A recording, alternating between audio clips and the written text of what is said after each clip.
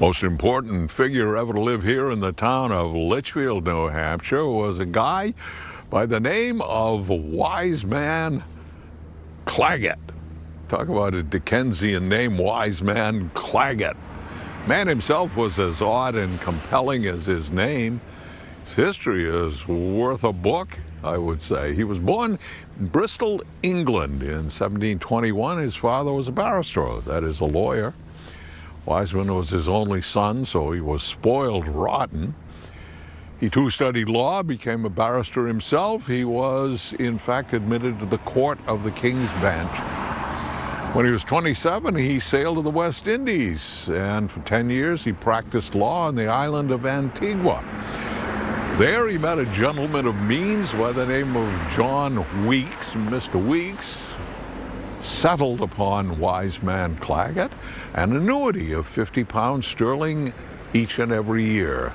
That annuity was paid out during Barrister Claggett's entire life and was especially welcome in his older age when he was quite poor. From Antigua, Wiseman Claggett immigrated to Portsmouth, New Hampshire.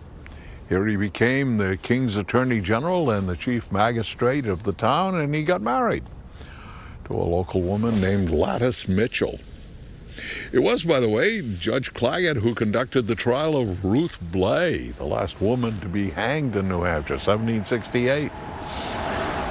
He was also not entirely honest. There's a story about a time in the wintertime, and he was not making much money, and he couldn't purchase wood.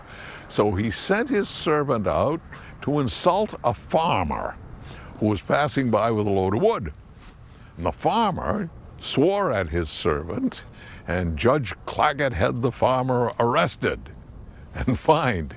He brought him to his own court. He fined him, and the fine, 1 load of wood. Judge Claggett was also cruel. He could be eccentric. He was a snob. You did not want to appear before him in court. In 1772, he purchased a valuable farm here in Litchfield. That's why we're here. And he moved here. And this is where he stayed for many years. He represented the town in the General Court, and he died here in Litchfield on the 4th of December, 1784. He was 63 years old.